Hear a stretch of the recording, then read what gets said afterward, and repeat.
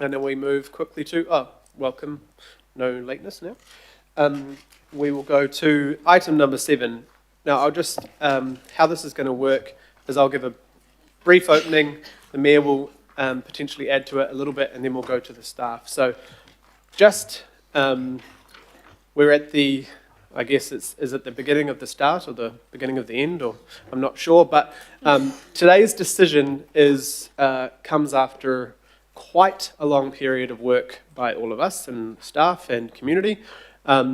We obviously last term had Plan Change 78. I won't go into all the details of that, but of course we had the MDRS and the MPSUD brought to us by the last government and the opposition at the time.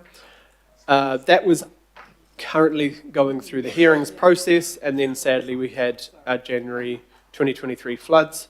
I think about 8 days later we brought some recommendations to this committee to address our qualifying matters. Obviously there was a lot of concern. There was 10,000 homes flooded across Auckland, and I think looking at the facts this week was well over 10,000 slips. So we wanted to address our qualifying matters, check that what we were doing around floodplains and hazards was correct. We wrote to the government. They gave us a delay period. They also believed that we could downzone.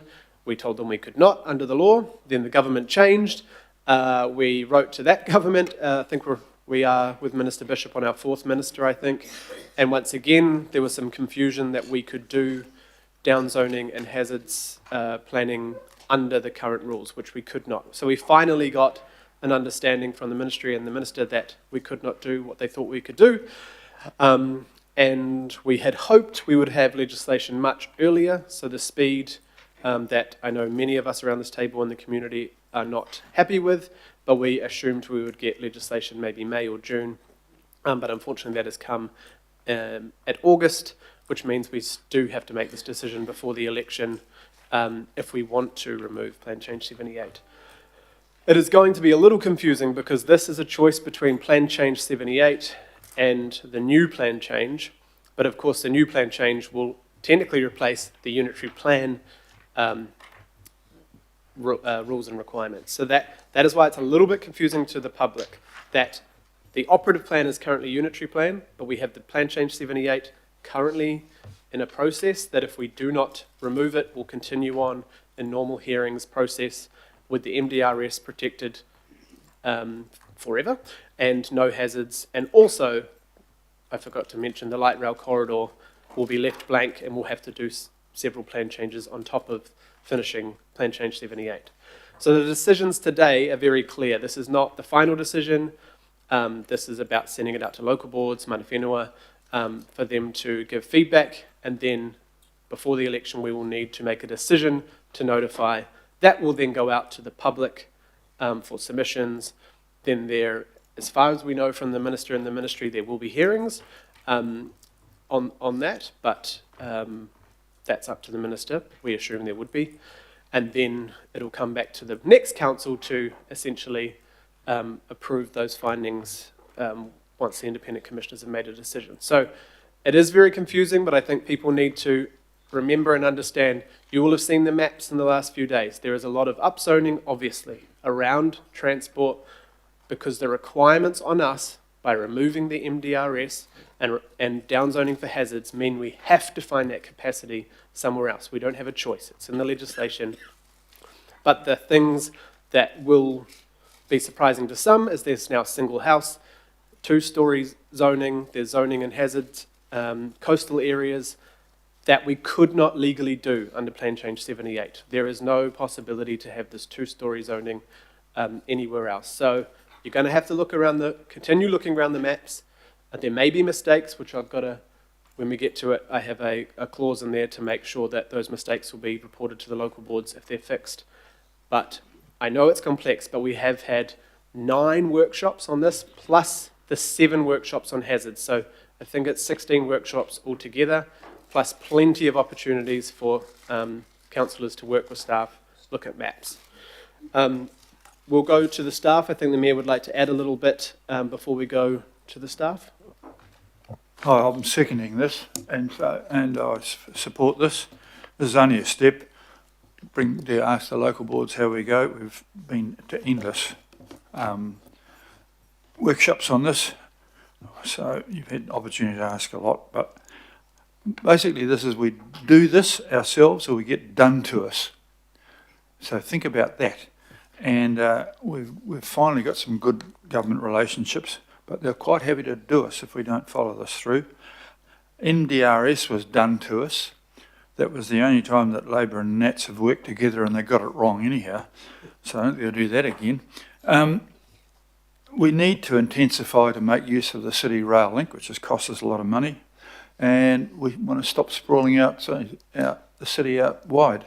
So this makes sense. There's probably a lot of small bits in there that people might quibble over, but in an overall thing, makes a lot of sense. So I'm happy to second this. Thank you. Good, thank you, Mayor. Right, we'll go to John. They're going to give a short presentation, and then we'll go to questions. Just a question. Let's go to Councillor. Just one thing that you said there, Chair. You said that you think the government will allow submissions on this. I said, sorry, there was an email that went around last night which says there'll definitely be submissions, but it's up to the government whether there's hearings. My understanding is there's definitely going to be hearings, but the way the law is written doesn't require hearings. But I would almost 99.9% assume there would be hearings. But the staff. Well, the Mayor's just made the point of it being done to Auckland before. We don't want to be in the doing to Aucklanders without hearings. So, Megan, what's your understanding? I'm assuming, that there will be an extended period of consultation if we proceed, and there would be statutory hearings. Through the chair, I agree with you. What the law says, though, is that the minister gets to make those decisions, and he could make a decision not to have hearings. I don't think that is going to be the case, but because I'm not the decision maker, I cannot be absolutely confident of that. But I don't think that will be the case. Yeah, that is my understanding in our conversations and staff's conversations with the ministry and the minister that there will be hearings, but the way the law is written, that is left up to the minister.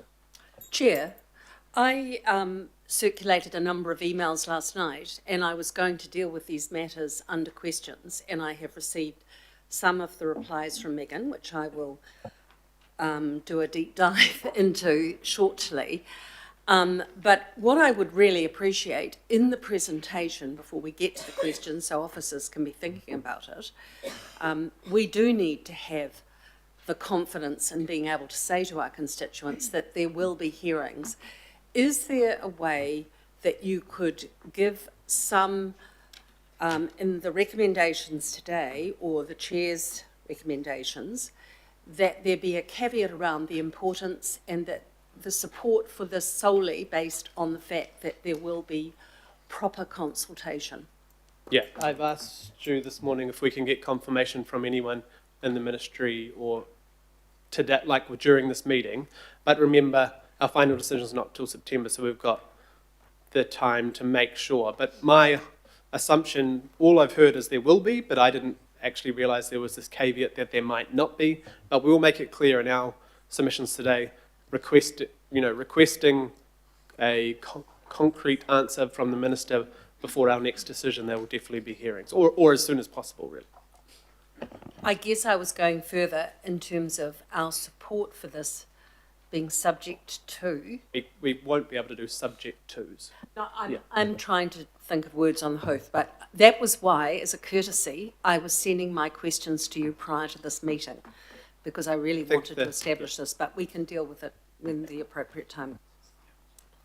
Thank you. We're going to, Councillor Watson, and then we'll go to the presentation because some of these might be answered during the... Yeah, thanks, Mr. Chair, and it relates to the questions that were just being asked then.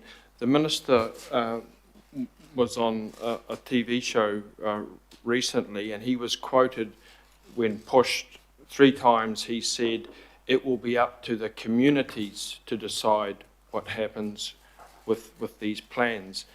I don't know if anyone saw that interview. He said it 3 times. Could someone please just clarify, because obviously there's members of the public listening to that, what what does he mean by that, given that now we seem to even be raising the question of, the possibility of hearings, maybe not, it'll be up to him. Is anyone able to just clarify that? Because that's certainly what people would have heard repeated. I don't think anyone can speak for the minister, but my understanding is that he expects everyone will be able to submit on this, for, against, different ideas, whatever, like the last plan change. And my assumption or thought that would be hearings, and that's still my assumption, but we will, if I have to walk out of this meeting and ring him direct, I'm happy to do that, because until last night it was my concrete assumption there'd be hearings. I don't think this is any sort of sleight of hand by anyone, but we do need to make sure. Councillor Lee. May I ask, what is the legal basis in regard to the consultation referred to in the recommendation, namely ministries, adjoining councils, iwi, and to hear the views of local boards? What is the legal basis for that? So we might just go to the presentation, Councillor Lee, and then ask those questions after the presentation, because some of that will be discussed. I am concerned that I think I know the answer, and I have concerns about that. But what I am really concerned about is the Local Government Act requirements, principles of consultation. And I'm deeply concerned that people who have spent years working on Plan Change 78 are not to be consulted at all about this. And I think this is deeply unfair So, Councillor, to those people. Yeah, that's incorrect. So there's going to be notification and submissions. We will just make sure there's going to be hearings. We just need... I'm talking about this, what we are deciding today, Mr Chair. And that's been made clear through all the workshops and everything. So we'll just go now to John for the presentation. Thank you, Chair, and good morning, members of the committee. So I think my first couple of slides you've covered off, Chair, so we may be able to skip through them fairly swiftly. But the purpose of the report, I think as you all know, is to seek endorsement of a draft replacement plan change for the explicit purpose of consulting with mana whenua, statutory authorities, and seeking the views of local boards. They are legal requirements on the council. Without that step in place, it would be very problematic to consider whether to withdraw or not Plan Change 78 next month. The other purpose of the report is just for the committee to note some of the key differences between the draft replacement plan change and Plan Change 78, because essentially that's what this is all about. It's about trying to produce a better plan than Plan Change 78.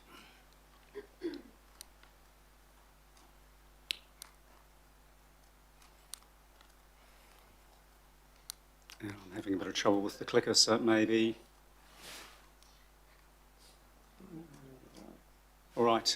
As already discussed by the Chair, the significant weather events were a key driver for the Council to ask for this opportunity to potentially have a different pathway to Plan Change 78.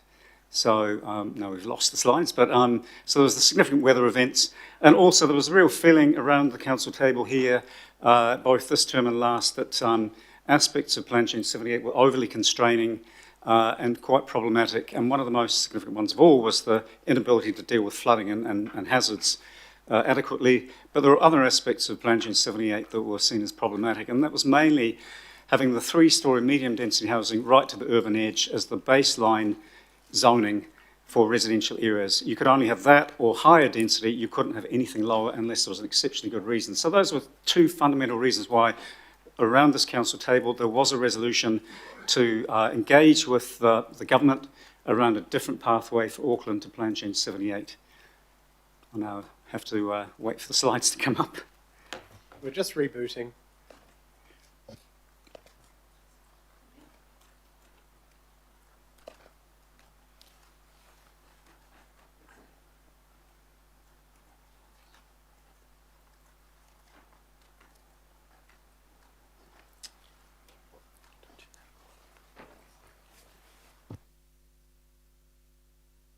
The team were in here checking this all before, early this morning. So.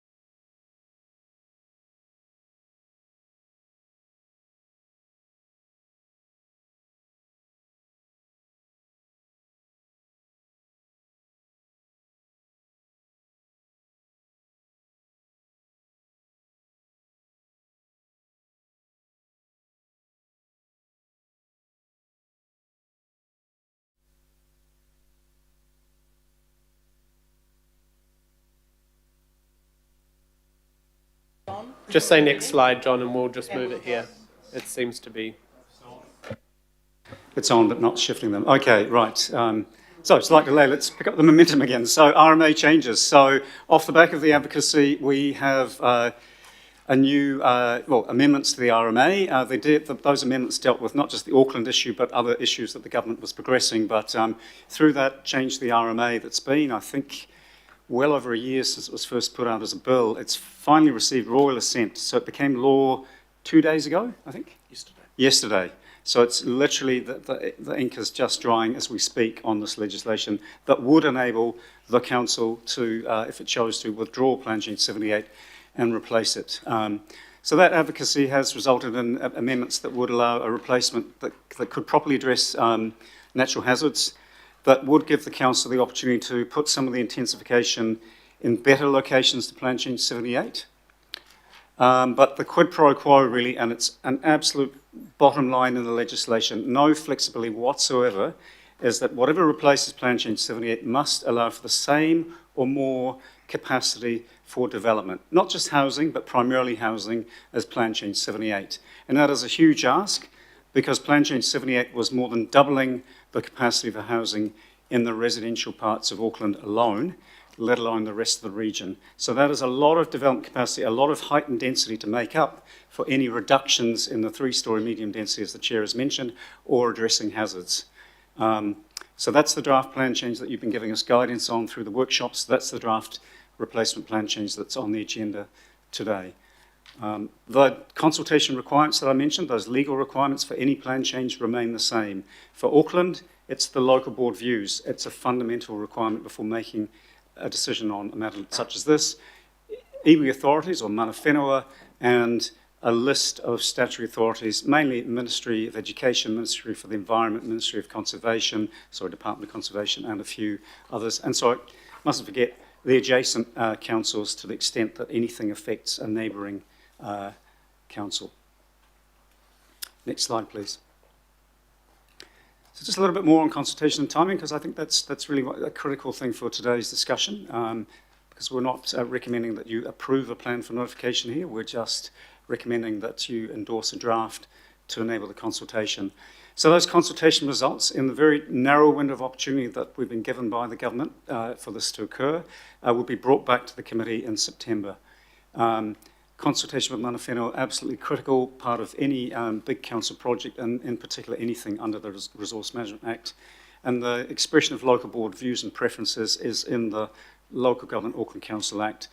And just the point there that those local board views probably are amplified because of the time frame that we have does not allow for general public consultation at this stage. It would only be if the committee decides to approve the plan for notification that the public would be able to help shape this plan. Normally with something this significant, we would have had an opportunity to engage with the public more widely. But that's the time frame we're working to. So just again, this is really probably repeating what I've said. Normally in developing a plan of this nature, the committee would be asked to make decisions along the way, sort of endorse certain key aspects of a plan like this before bringing a draft. There hasn't been the time for that, and the reason is there was no legislation to really allow this plan to exist. So as staff, we couldn't bring a plan to you off the back of workshops and say, committee, we recommend that you endorse this approach to walkable catchments or that approach to character areas or whatever it might be, because the legislation simply didn't allow it. So we're dealing with not a normal process here at all. And normally there would be a draft endorsed for public engagement, but that's not possible because there hasn't been the power. So, but really right now, and that's the key important point here, is that legally there is an opportunity for the council next month to consider to withdraw and potentially replace Plan Change 78, but only if you have that engagement with local boards and iwi and so on, and that's why we're bringing a draft to you today. I think we'll skip over this. It's really just repeating the same things. So a number of councillors and others have asked about the timeline. I think the timeline is really important here, given how compressed it is with the delays in the parliamentary process to bring this legislation to fruition. So here we are, 21st of August, where you're being asked to consider endorsing a draft in order for that engagement to take place. That engagement will take place between today and the 5th of August if the recommendations are accepted from the report. Sorry, 5th of September. There would be a couple of workshops with the committee to start sort of theming up some of that feedback from iwi, any government agencies, local boards and adjacent councils in those workshops, and then we would be bringing back as officers a report to you on the 24th of September to this committee to make a decision on whether to continue with 78 or withdraw 78 and replace it with a notified plan change that would then go out for public submissions, as you've just heard before, and off to an independent panel to consider those submissions. So regardless of which pathway the committee chooses in September, just an early heads up, the council will need to work with the Minister for Resource Management Reform on timeframes, whether it's continuing with 78 or this alternative replacement plan change. The Minister will, sorry, we just skipped forward. Can we go back? Thanks. The Minister will issue directions to the council and to the independent hearings panel, whether that's the Plan Change 78 panel or a panel for this replacement plan change. The panel, whichever panel it might be, will hear submissions, council's evidence, and make recommendations. The council will make decisions ultimately next year, most likely, either pathway, and then ultimately the plan will become operative. Now, there are some detailed differences in the process between a 78 continuation and a withdraw and replace option, but at a high level, those steps are common to both. Next slide, please. So moving in away from process and into content. As you've heard in the workshops, in order to make up that lost capacity from reducing the potential for development in some of the hazard areas through some potential changes in zoning, what we call down zoning, which might be taking it from a 3-storey medium density zoning to a 2-storey lower density zone, that's a loss of housing capacity. So in making that up, we've had to look for other locations. Opting out of the medium density residential standards, so that's the 3-storey, 3 dwellings per site as of right standards. Once you start improving those standards even a little bit, even just having slightly more separation between one property and the next, when that goes into a model of the capacity across many tens of thousands of properties, there is a loss of capacity, even in allowing 3 stories on many sites. By changing the rules a little bit in terms of getting a little bit less development on each site with improved standards, because there are things about MDRS that council has always had an issue with, there's a loss in capacity, and you multiply that over the whole region, and it's a big loss of capacity. So to make up for that capacity, as you've heard in the workshops, we're focused in on the walkable catchments. That's around the rapid transit stops, the 10 metropolitan centres and the city centre. That's still a requirement, whether it's under Plan Change 78 or any replacement. It's still a government requirement that in those walkable catchments, the council must allow at least 6 stories. The government has also recently announced, and through this legislation, that 5 of the walkable catchments on the Western Rail line must allow for more than 6 stories. 3 of them, 15 stories, and 2 of them, 10 stories. So that's a bottom line requirement for any replacement plan change. But over and above that, as you've heard in the workshops, there are a number of other walkable catchments where this draft replacement plan change allows for 10 and 15-storey buildings to make up that lost capacity from opting out of the MDRS and dealing with hazards. But in doing that alone, we weren't able to achieve the lost capacity. There was still a significant shortfall. So we've looked at the council's own growth strategy, which has always talked, as legacy councils also talked about, using the frequent transport corridors, the bus routes, not just the rail corridors and the busway, but frequent bus corridors for some additional level intensification. So along those corridors, along 24 of the frequent bus transit corridors, there is also a proposal to allow for 6-storey residential apartment buildings. Some segments of those corridors already allow for 6 stories or more in the unitary plan, but this is filling in some of the gaps along those corridors. Change in the residential zoning proportions, that's really, apologies for that, but it's a little bit of jargon for there is less mixed housing urban, the 3 stories, and there is more mixed story suburban or single house 2 stories. So there is a shift away from the 3-story medium density everywhere towards some lower density, but also the higher density in the walkable catchments and the corridors. So overall, there's a shift in the balance of where the development could take place.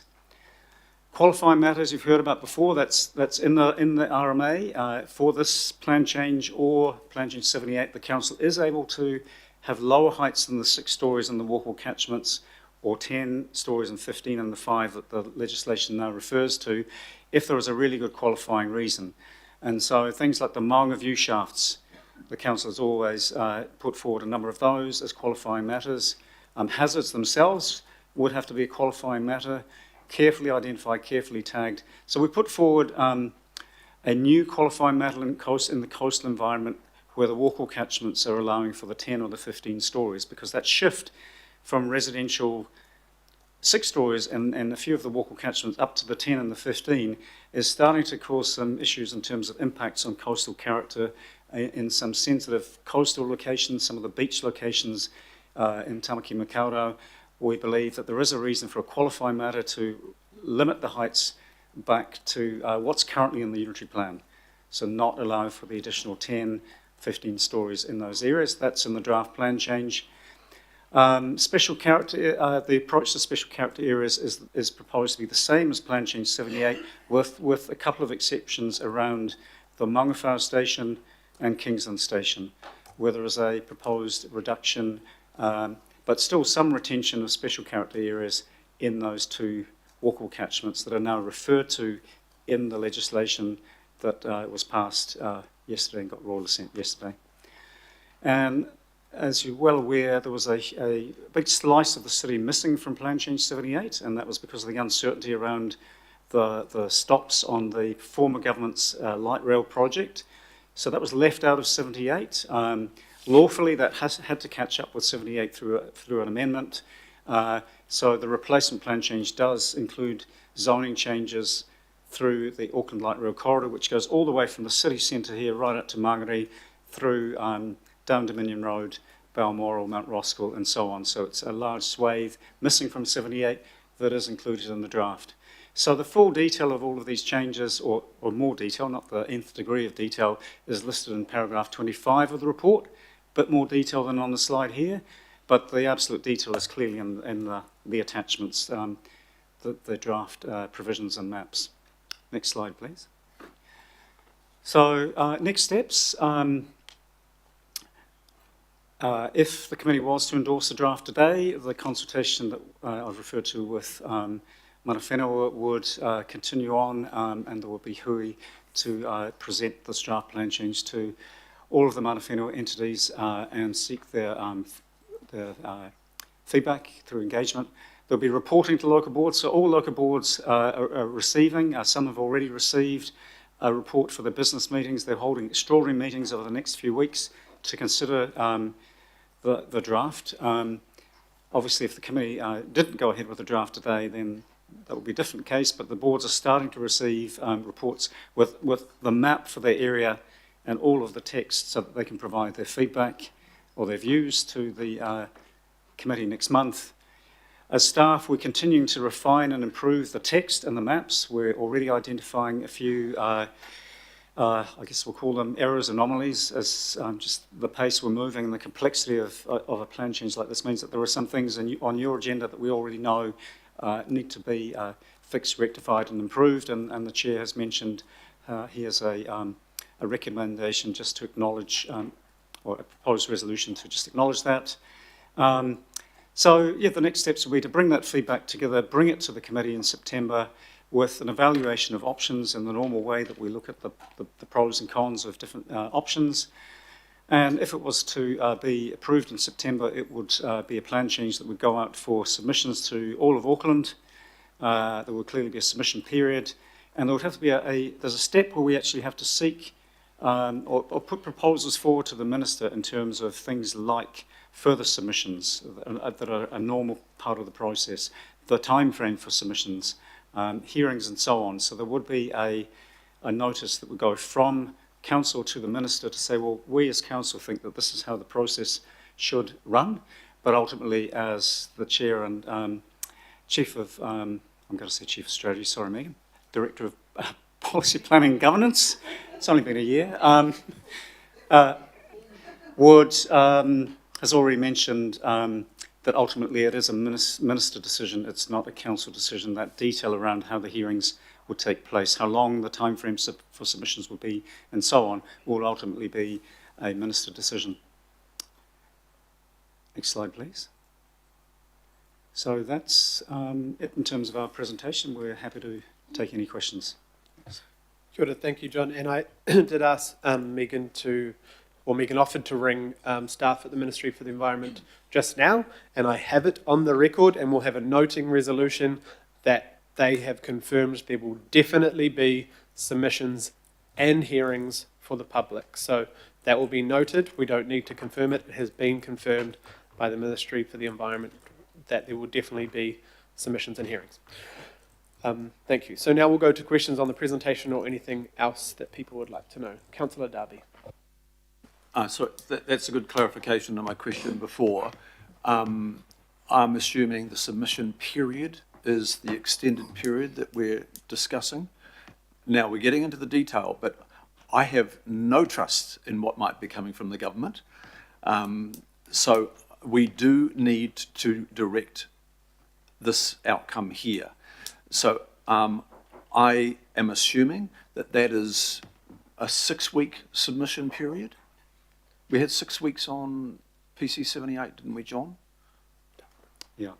Through the Chair, what Phil's just mentioned, we doubled the submission period from 4 weeks to 8 for Plan Change 78. That's right, 8, yeah. I think Unitary Plan had 8 or 12 weeks way back in 2013. When we come back to the committee in September, our thinking is that we would be putting forward some of the substance of what the Council, if it decides to withdraw and replace 78, puts to the Minister in terms of these matters. But we cannot give an assurance that it will be 6 weeks, because as we said, that is a Minister decision, but we can, in the September report, outline the sorts of things that maybe we would seek the committee's endorsement to request of the Minister. Okay, so if you're going to put up a noting recommendation, Chair, I think it would be good to make sure that it's clear that it's an extended period of submissions. It's not the minimum.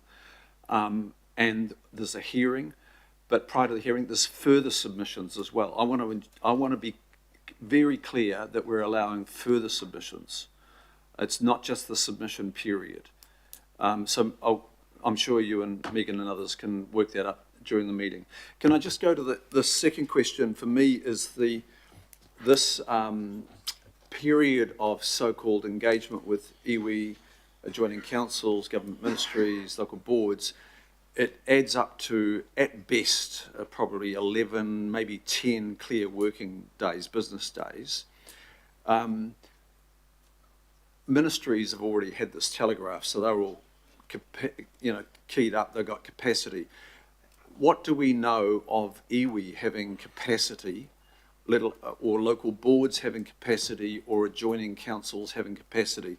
And if I just touch on iwi, we've heard repeatedly from iwi not to give them short notice on things, that they've got business, they might like to look at it solidly, they might like to engage consultants to look at it on their behalf, and we're giving them, at best, 10 business days. What do we know about the capacity in these organisations to actually give us a response that adds value?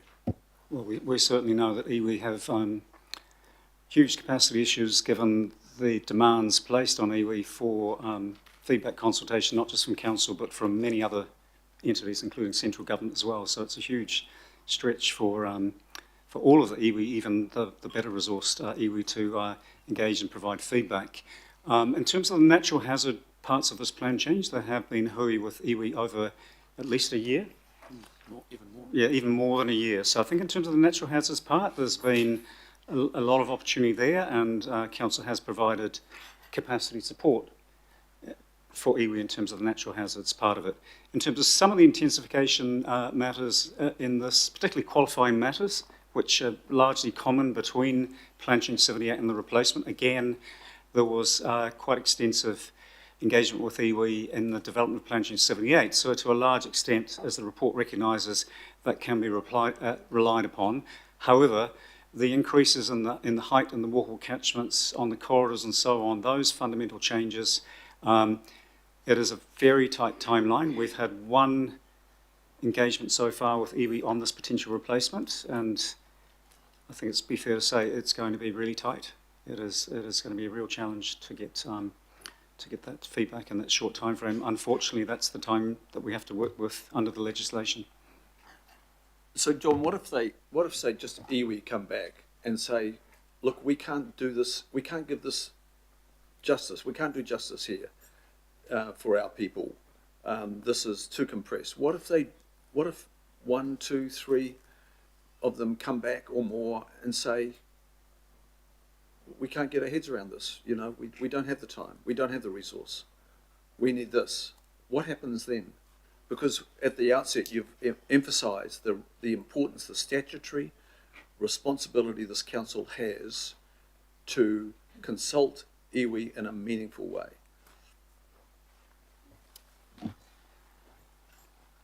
Yeah, I don't believe it'll be the first time, I'm sure it's not the first time that the council has had to make a decision where one or more iwi entities have simply not had the capacity to really give meaningful feedback. So in your September decision making, you would have to weigh that up in your decision making on whether or not to withdraw and replace. Thanks, Councillor. I might just add to that through the Plan Change 78 process, there was, with support from central government, a friend of submitter service that was made available to all submitters to get to grips with the plan change and understand how to make effective submissions. So there is an option for us around that, for whether or not we actually provide that type of service, both to iwi and others.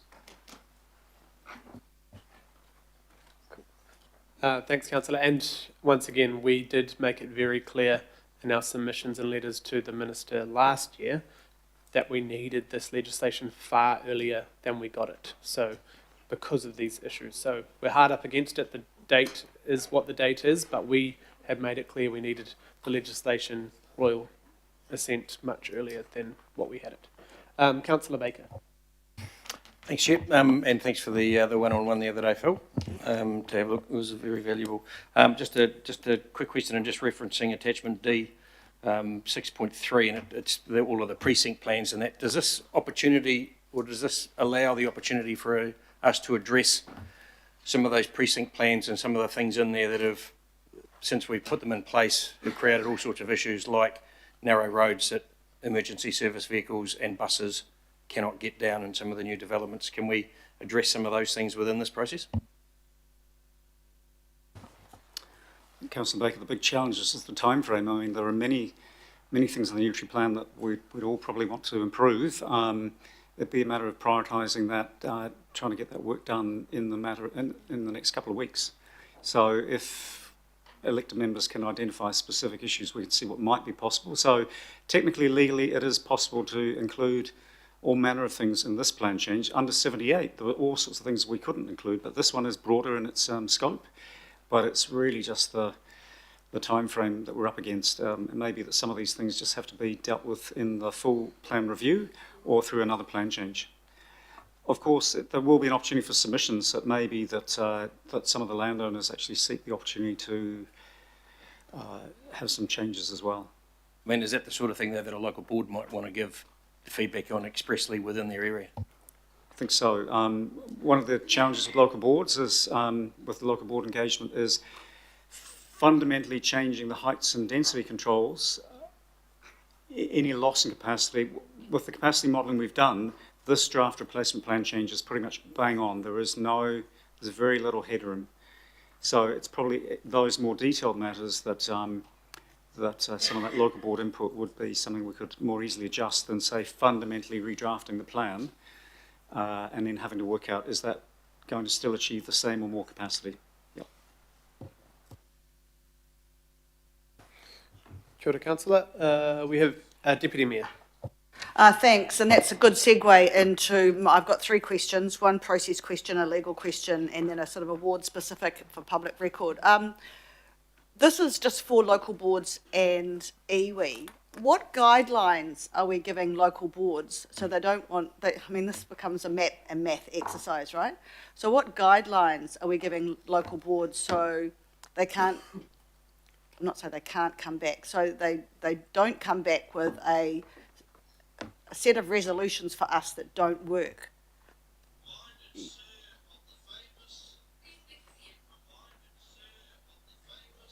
Yeah, well, he did write a pretty good article in the Herald this morning, so I let him go with that one. Do you see what I'm saying? You've just said it's really finely tuned, right? There isn't a lot of wriggle room. So are we being very clear in the brief to local boards that actually you can't just submit back, I want this down zoned, I don't want this, unless you make it up within your ward? Or what are the guidelines we're giving local boards? Because I think that's really important. I'm just getting a whole flurry of emails like everybody else, but ward specific, and I don't want to set up unrealistic expectations. I want them to understand really clearly the mountain we have to climb here and the rules around that. Okay, so can you give us some reassurance that that will happen? Well, through the chair, the report that's going out to local boards makes it very clear that the fundamental requirement is the same or more capacity as 78. And I think that's the clearest guidelines we can give. I don't think we need to get into any more detail than that. We simply have to say that it has to achieve the same or more. But local boards are free to express the views and preferences of their community in the way that they choose to. So I think as staff, we can't direct the local boards, as you know. We can simply say that any loss of capacity in your area is going to have to be made up somewhere else. And when it comes back to around this table here, Policy and Planning Committee, it's going to be very, very challenging if boards are coming up with lots of significant changes at this point in the process. So yeah, I think the clearest guidelines is just we need to be very conscious of the need to meet the same or more capacity as 78. And if you want it down, you've got to say where it's going to go. Okay. The second question that's come through me, and it's a legal question. I hope we've got someone here that can answer it. And and that is, it's about capacity versus infrastructure. And my understanding is, I think you guys said it in a workshop, that we've never been in a position, whether it be the Auckland Unitary Plan or Plan Change 78, to have full alignment between land use zoning and infrastructure capacity, right? Now, someone has said to me, surely that opens us or the government up to legal challenge around that. Can you answer that question and tell me whether that's a true statement or not? And if Through the chair, I'm happy to answer that. No, it doesn't open us up to legal challenge. It's just the realities of life and where we are. The capacity is enabled capacity. It doesn't make it necessarily feasible capacity, and that's why some of the numbers are so big. It's also why we have controls in the unitary plan and through the things like the future development strategy, where we can look and say, well, is there enough capacity in this area? And if not, and we do want growth there, then as a council, you will make decisions, your investment decisions, your infrastructure investments, for example, in transport or water, to increase the capacity, that's in a particular place, so that it can deal with the growth, for example, in that area. So there's nothing wrong with that. It's the typical way that we do it. There's no legal risk or issues with that. Okay, supplementary. I think it's very hard for the people of Auckland to understand, respectfully, that they are presented with a plan that has all this upzoning when they know potentially the infrastructure capacity isn't there. So I think we do need to do, with my question, when we get to go out to both local boards and more widely to Auckland, we have to be able to frame that really clearly. Or can you please make sure that we frame that really clearly? And the answer I'm looking for is yes. The answer is yes, Deputy Mayor. And that's where we had some of the, where you had the concerns with MDRS, for example, which was everywhere. At least this is more focused. Now, whether or not you like where the focus is, it is at least more targeted and better than what we have under Plan Change 78 in relation to MDRS. Thank you. My final question is on special character, because there is a lot of love for special character in our city, and apart from the CRL stations, which have been mandated around the fact that we have to have capacity there, if I look at somewhere like Remuera, but just general special character, they do remain protected, right? And is it true that they are in fact better protected under this plan than they would be under plan change, under MDRS rather?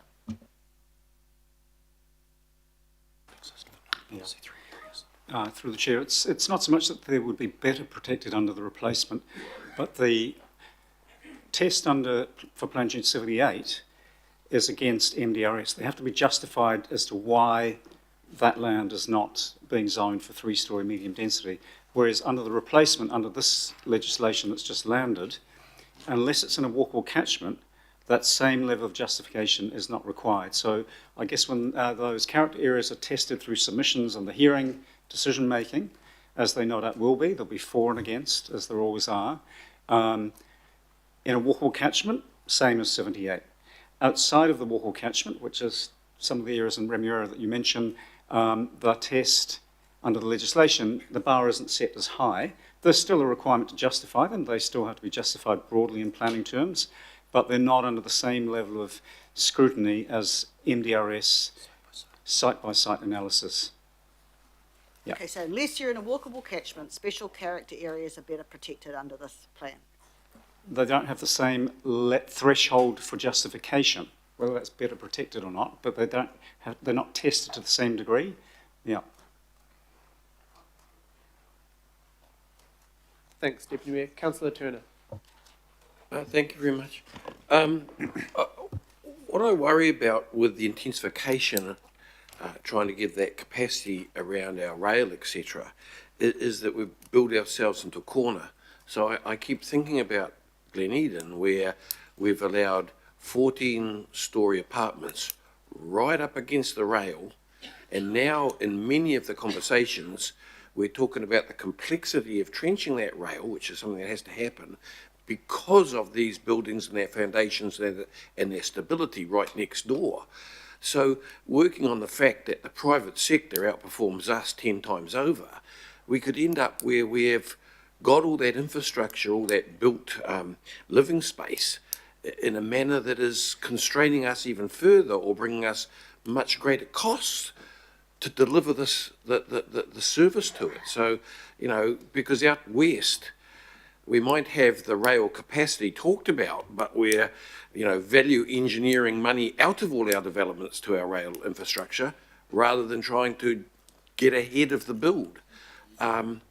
What do you say about that? What I can say is that Auckland Transport, the advice we've had is that this potential replacement with the intensification more concentrated around the rail stations and the transport corridors is far better, far more efficient and far less costly than the alternative of Plan Change 78, which is dispersing the medium density right across the region and trying to service that with transport improvements would be far trickier than dealing with it in a more focused way. Absolutely, at those higher densities with rail and trenching, those are big complex engineering projects, but they're more confined and concentrated and more efficient than trying to service the entire urban suburban area with good transport and dealing with congestion and safety issues. So given the alternative, AT's advice is that this is a far more aligned approach, or would be if the council agrees to it next month, than Plan Change 78. And that is the comparison that we have to make. We have to keep coming back to that.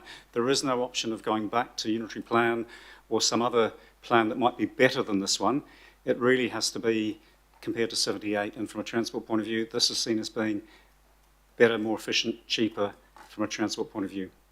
I think that sidestepped my question slightly, because my question was really about building ourselves into a corner by ending up with this capacity coming before we've finished the engineering that services the capacity. So in the consultation, there's going to be no way to challenge this going forward, is there? The consultation isn't going to give the public a chance to raise the question and have it answered that I've just raised, whether... If next month the committee decided to withdraw Plan Change 78 and replace it with this alternative, the public would be able to make submissions and run arguments of problems from a transport point of view. Yeah, so the public would have that opportunity. They just wouldn't have the opportunity that we had for Plan Change 78 of giving feedback on a draft before going into submissions. But they would certainly have, as you've heard before, the opportunity to make submissions, run their arguments before an independent panel. Okay, thank you. And just from my last understanding, you know, I've voted against the shoreline adaptation plans. There's a few issues to do with natural hazards but that's part of this. So I just, you know, that they are the things that are how does, so you're talking to us, and you have done over the workshops, 16 workshops, which still fill my head with all sorts of stuff. You're talking about the natural hazard scope of planning in this just because of the way it affects your decision on capacity. Is that correct? I think it's really important to acknowledge that other main purpose of the plan change, which is around strengthening the unitary plan's management of natural hazards, which is separate from the capacity question. Yes, there are implications of that then flow through into how we make up capacity, but one of the key limbs of this plan change is to strengthen our approach to the management of natural hazards. And so when it comes to those coastal inundation and erosion areas, yes, there is a lot stronger approach which has been sought through the Auckland-wide chapter E36 for all of the subdivision, changes of use and development occurring in those locations. So that is a very important and primary part of this plan change. Thank you. Last question, just on the back of that, from my understanding. So in one of the workshops, you stated that the making space for water and all the other stuff could affect 30% of the building capacity. Was I correct with that? Through the Chair, no, I think the 30% of building capacity was with reference to the medium density residential standards, and if choices were taken to walk away from those standards, what sort of capacity would need to be made up. The question around natural hazards is more to do with the 12,000 properties that we're looking to downzone, and we will make up that capacity, which is nowhere near 30%. All around the rail hubs and the transport lines. The overall capacity loss for the downzoning for natural hazards is very small compared to the medium density residential standard side of things. The locations where it's offset to, as we've heard, is primarily, yes, around those walkable catchments and corridors. Thank you.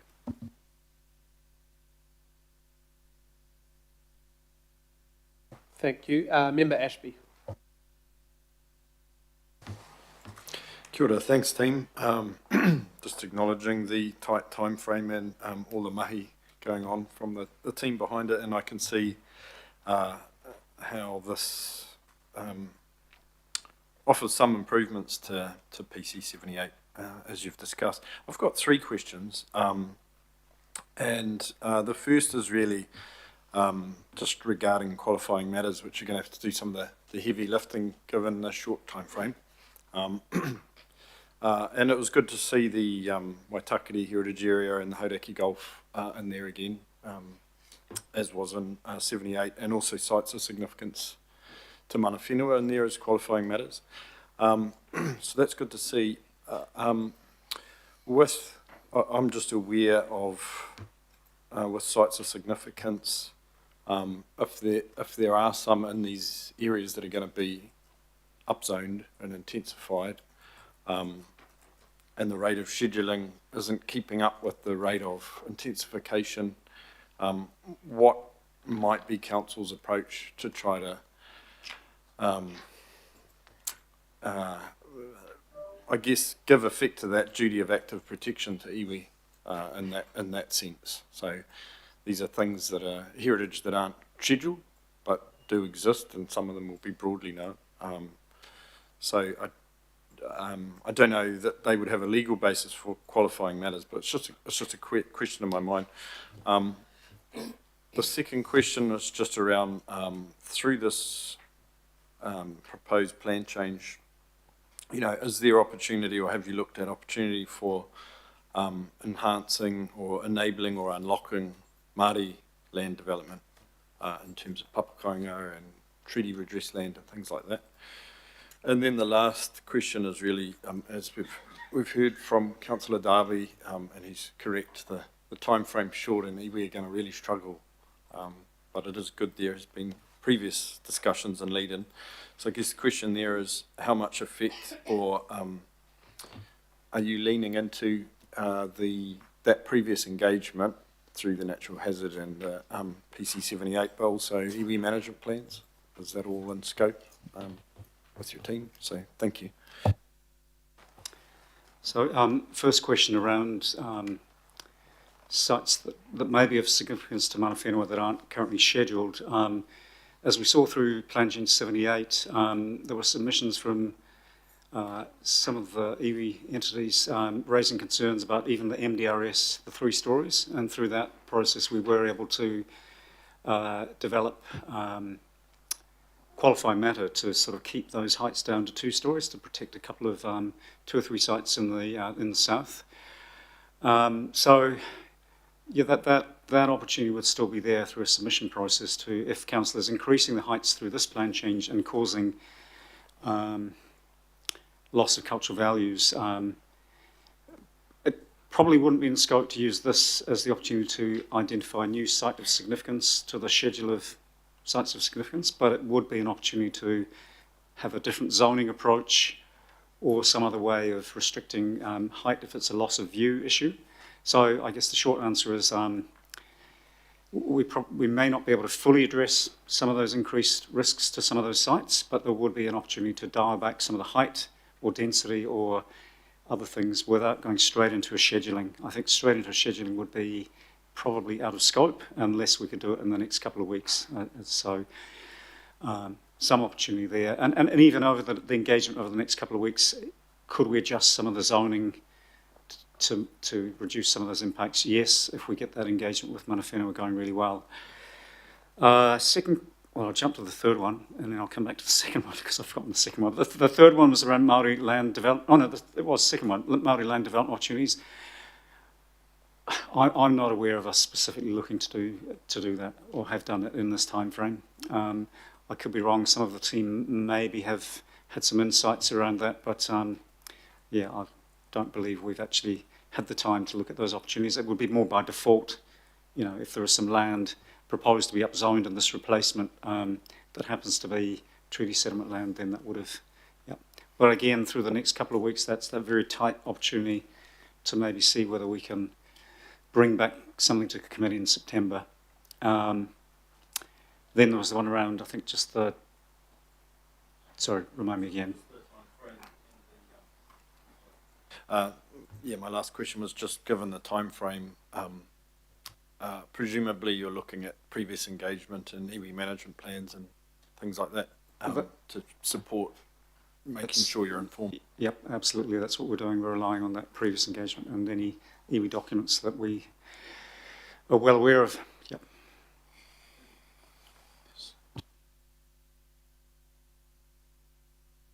Thank you. Councillor Fletcher. Thank you very much, Chair. And I have been endeavouring to take your advice in providing questions in advance. And to that end, it really has been driven home to me the enormous amount of time our staff have been putting into this and the hours that have been required of them. If I think back to Geoffrey Palmer, he used to talk about when there was a debate about whether we needed an upper house or not, the fastest lawmaking in the West. And this is the most extraordinarily compressed time I have ever seen. And it feels a little bit, you know, it's a negotiation in part to now, but it's like playing a game of poker with a stacked deck. So I want, in asking these questions, for them not to be seen as an interrogation of the staff, because I am very respectful of the work that you have put into this and the expectations from you. And I can see where you have woven into it those things that we have been upset about for a long time, the mixed density, the hazards, particularly for areas like Albert Eden and Puketapapa that have been savagely hit by floods and so forth. So my question to Megan last night, and the response that has been provided in writing, and that was, will this follow the usual process of submissions, followed by further submissions and the full rights of appeal to the Environment Court, or this is intended to be fast-tracked with appeals limited to points of law only? In your reply to me, Megan, it now seems that the chair has superseded your reply. Can you speak to that very specifically? Because as you know, there are some 45,000 people who were previously in the light rail corridor who have had no rights up until now in terms of property rights to express their view. That's across, it's not just my ward, it's across 6 local board areas, and it's 45,000 people that haven't had a say. Could you just explain for them, because I think they have a right to understand exactly from what the chair has ascertained from the Ministry for the Environment, what this now means? Thank you. That's a really clear question. Through the chair, so should the committee agree to withdraw Plan Change 78 and notify this replacement plan change next month, once we've heard from local boards and iwi, then those properties in the Auckland Light Rail Corridor, which was carved out under Plan Change 78, will be included, and you've seen the maps, or you could look at the maps if you haven't. And so based on the advice we've got this morning, there will be a hearing process. There will certainly be submissions, no question. And Councillor Darby has raised the question of, you know, extended time frames. So we'll no doubt deal with that in an amendment that you can talk to. So there will definitely be submissions, and there will be hearings. I don't have clarity of exactly all of the timeframes and processes there, but those things will occur. So that is an update to my advice to you last night. Is that I've said there will definitely be submissions and there will be hearings. And so that is their opportunity to get involved in the process and give their views about what's happening in the Light Rail Corridor and anywhere else that they want to choose. So my second question, and by the way, I want to thank the officers very kindly for the case study that they have sent us on Singapore, the master planning and how intensification can be done well. And I think it follows on from the questions being put by Councillor Baker. But you haven't had the time to do any of that master planning. So the second question is around what I think is the dead rat in this, and that is the yield of 2 million plus. Could you explain to me, on the 2 million, with current population rates, would that be a 100-year supply, a 150-year supply, or a 200-year supply?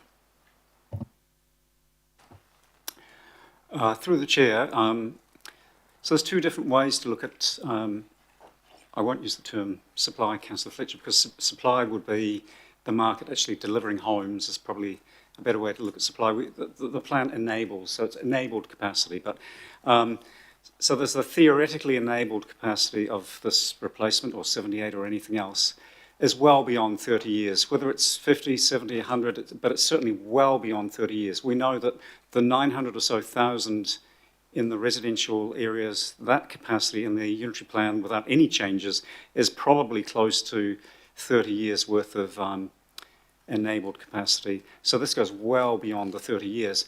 However, you've got to sort of layer into that how much of that will be fully infrastructure ready, how much of it will the landowners be prepared or willing or able or interested in developing it? Is the market wanting to go to that particular location? So the feasible capacity comes a lot lower. But plan enabled, if you look at it simply as what is the theoretical capacity for this plan change, all I can say is it's well in excess of 30 years. Will officers be doing further work on drilling down into what capacity might be required? Sorry, through the chair, if I could just add, and then John, you could answer Councillor Fletcher's question.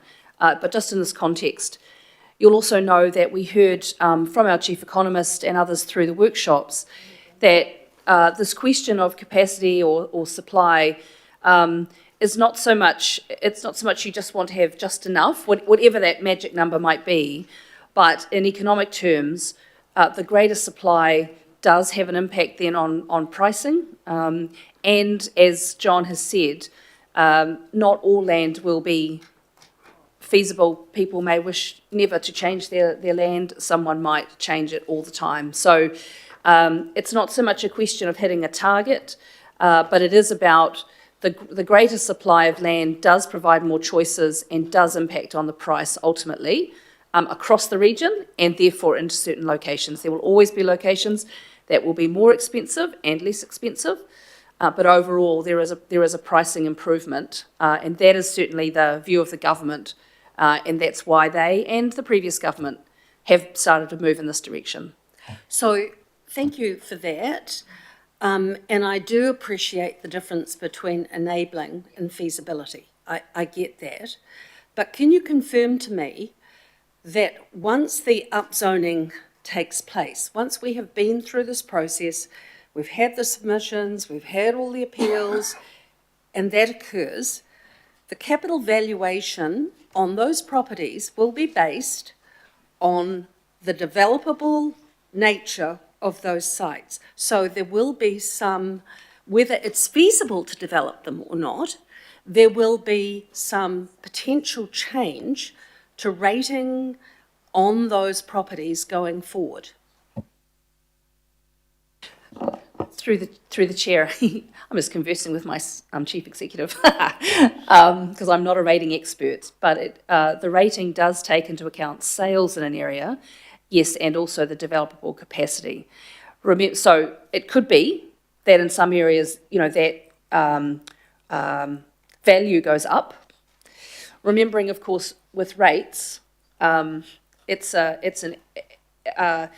pie of money doesn't necessarily increase. It's just the proportion of who pays what. So there's No, I get and that. I know you know that. But in terms Councillor, of a factor in the establishment of capital valuations, there is a factor Yes. of developable capability, even though it may not be feasible because of infrastructure, which brings me to my next Yes, question. that's my understanding.